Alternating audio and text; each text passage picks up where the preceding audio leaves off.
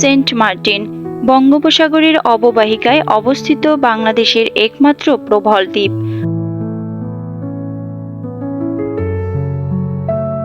অপূর্ব প্রাকৃতিক সৌন্দর্যমণ্ডিত এই দ্বীপটি বাংলাদেশের অন্যতম পর্যটন স্থান।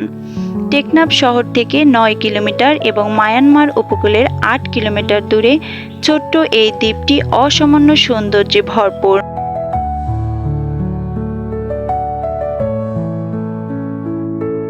প্রায় ৫০০,০০০ বছর আগে টেকনাফের মূল ভূমির অংশ ছিল সেন্ট মার্টিন আইল্যান্ড।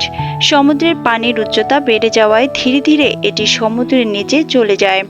এরপর কেটে যায় দীর্ঘ সময়।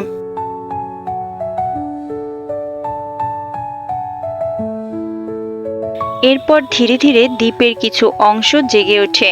দক্ষিণ পূর্ব এশিয়ার সাথে বাণিজ্যের সময় আরব বণিকরা এই দ্বীপটিতে বিশ্রাম নিতেন। তখন আরব বণিকরা এই দ্বীপটির নামকরণ করেন জিঞ্জিরা।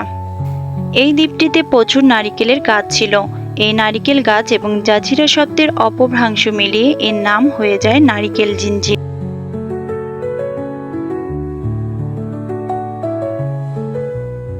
১৯০০ সালে ভূমি জরিপের সময় এই দ্বীপটিকে ব্রিটিশ ভারতের অন্তর্ভুক্ত করে নেওয়া হয়।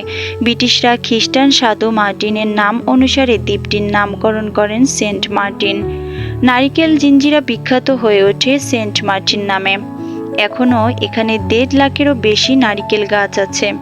মাত্র ৮ বর্গ কিলোমিটার আয়তনের এই দ্বীপটিতে বাস করে ৭,০০০-এরও বেশি মানুষ।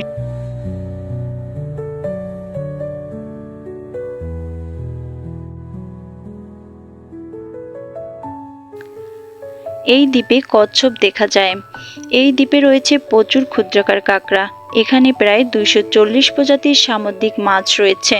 প্লাস্টিক বোতল, প্যাকেট ও বর্জ্যের কারণে সুন্দর দ্বীপটি তার পরিচ্ছন্ন ময়লার স্তূপে পরিণত হচ্ছে। অনুমোদনহীন হোটেলের রিসোর্ট, বাসাবাড়ি গড়ে ওঠা, প্রবল জেনারেটর, সৈকতের বালি অপসারণের কারণে সেন্ট মার্টিন ক্ষতিগ্রস্ত হচ্ছে বলে প্রকৃতিবিদরা মনে করেন।